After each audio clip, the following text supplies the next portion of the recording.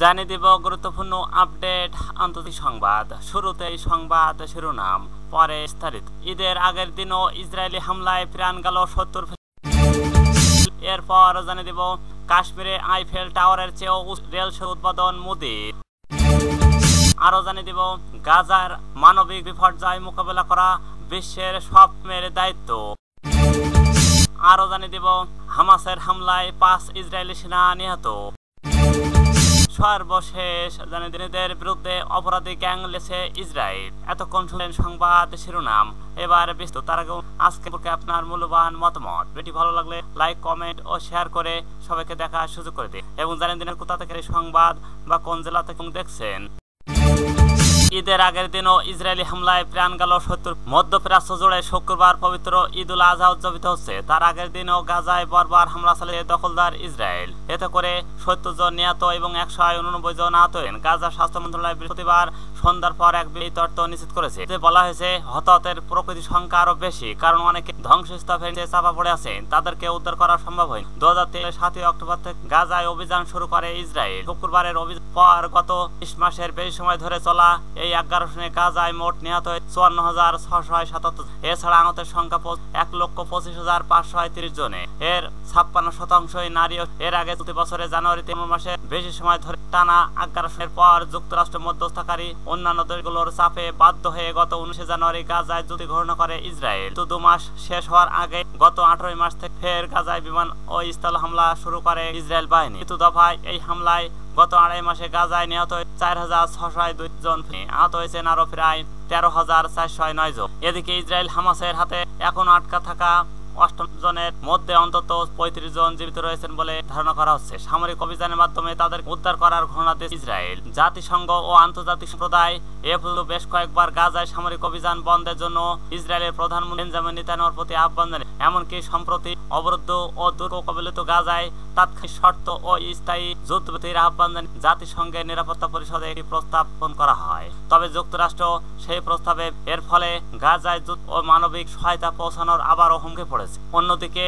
জাতিসংঘের আদালত নামে international court of justice ICJ ইসরায়েলের গাজায় গণহত্যার মামলা দায়ের করা হয়েছে। তবে নেতানিয়াহু স্পষ্টভাবে জানিয়েছে হামাসকে দুর্বল ও অকার্যকর করা এবং না করা অভিযান বন্ধ করবেন না। শত্রু মেহর নিয়োগ।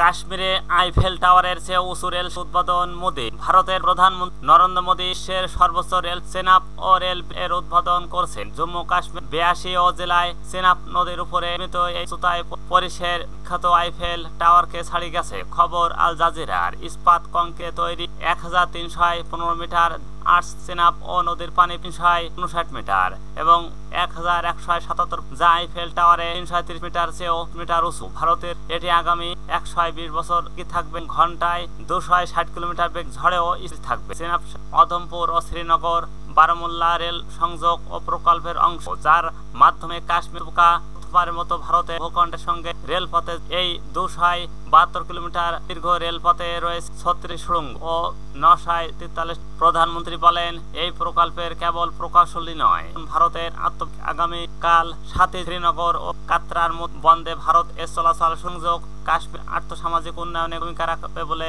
মনে করছে। বিপজ্জনক পাহাড়ি পথে পরিবর্তে এখন স্বাস্থ্য ও নিরাপদ ও নির্বিঘ্ন যাতায়াতের পথ খুলে গেল কাশ্মীরবাসীর জন্য।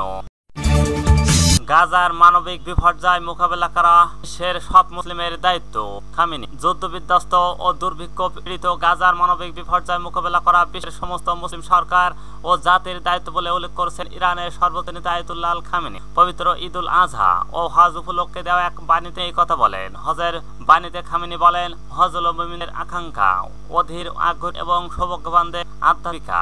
হজের সঙ্গে এর রহস্যময় জ্ঞান মর্মজ্ঞানের মিশ্রণ ঘটলে তা কেবল মুসলমানই নয়, বরং সমগ্র মানবজাতির প্রধান সমস্যার হয়ে ওঠে। তার মতে হজ অন্যান্য সফরের মতো নয়, যা ব্যবসা, পর্যটক, অন্যান্য উদ্দেশ্য করা হয়। সেখানে কখনো কখনো ইবাদত ও সৎকর্ম সেই সফরের অংশ হয়ে ওঠে। হজ হলো সাধারণ জীবন থেকে আদর্শ জীবনে স্থানান্তর হওয়ার মিলন। আদর্শ জীবন হলো একত্ববাদী জীবন। এর প্রধান স্থায়ী উপাদানগুলো হলো 70 অঙ্গের চারপাশে অবিরাম প্রদক্ষিণ, তাপ ও কঠিন চূড়ান্তগুলোর মধ্যে নিরলস প্রচেষ্টা, শয়তানের সর্বদা পাথর ইবাদতের সাথে বিরতি, পক্ষাঘাতগ্রস্ত ও পথচারীদের খাওয়ানো, সব জাতি বর্ণ ভাষার মানুষ ভৌগোলিক অঞ্চলকে সমানভাবে দেখা এবং সব সময় সেবা করার জন্য প্রস্তুত থাকা, আল্লাহর আশ্রয় প্রার্থনা করা এবং সত্যকে রক্ষার পতাকা উড্ডয়ন রাখা।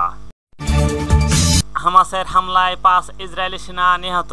গাজার খান ইউনিসে একটি সংবদ্ধ হামলায় ইসরায়েলি সেনাবাহিনীর ৫ জন সদস্য নিহত হয়েছে। শুক্রবার ইসরায়েলি গণমাধ্যমে বরাদ্দে এই তথ্য ইরানি বার্তা সংস্থা প্রতিবেদন অনুযায়ী গাজার প্রতিরোধ বাহিনী বিশেষ করে হামাসের যোদ্ধারা খান ইসরায়েল বাহিনী একটি পরিকল্পিত ফাঁদে সম্পূর্ণভাবে অরক্ষিত অবস্থায় পরাস্ত করে। ইসরায়েল গণমাধ্যম জানান, দক্ষিণ গাজার খান ইউনিটি ভবন ইসরায়েল সেনাদের উপরে পড়ে।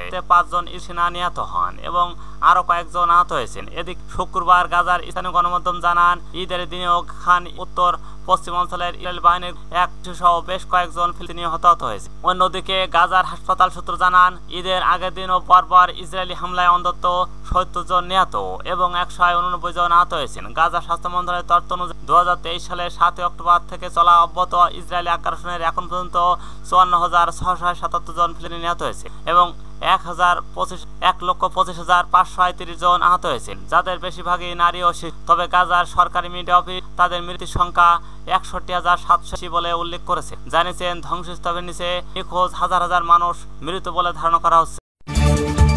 ফিলিস্তিনিদের বিরুদ্ধে অপরাধী গ্যাং দিয়েছে ইসরায়েল। ইসরায়েলের যুদ্ধবাজ প্রধানমন্ত্রী বেঞ্জামিন নেতানিয়াহু অবশ্যই স্বীকার করেছেন যে গাজায় হামাসের বিরুদ্ধে লড়াইয়ে তার দেশ সশস্ত্র গোষ্ঠী সহায়তা করেছে, যাদের অনেকেই অপরাধী গ্যাং হিসেবে পরিচিত এবং যাদের বিরুদ্ধে ত্রাণ ট্রাক থেকে খাদ্য ও ঔষধ লুটের অভিযোগ রয়েছে। নেতানিয়াহু এই স্বীকারোক্তি এমন একদিন দিলেন যেদিন ইসরায়েল বাহিনীর বিমান হামলায় আরো ৭০ জন ফিলিস্তিনি নিহত হয়েছে। আল জাজিরার প্রতিবেদন অনুযায়ী বৃহস্পতিবার এক ভিডিও বার্তায় নেতানিয়াহু বলেন, নিরাপত্তা কর্মকর্তাদের পরামর্শে আমরা গাজার ভিতরে হামাসের শক্তিশালী স্থানীয় গোত্র বা পরিবারকে সক্রিয় করেছি। এর মাধ্যমে দখলদার ইসরায়েল সরকার প্রথমবারের মতো স্বীকার করলো যে তারা গাজায় এমন কিছু সশস্ত্রকে সমর্থে যাদের মানবাধিকার সংস্থাগুলো অপরাধী আখ্যা আসছে। ইসরায়েল সাবেক প্রধানমন্ত্রী আভিগদর ও লিবারম্যান এর আগে অভিযোগ তার কয়েক ঘন্টা পরে নেতানিয়াহু স্বীকার করলেন বিষয়টি।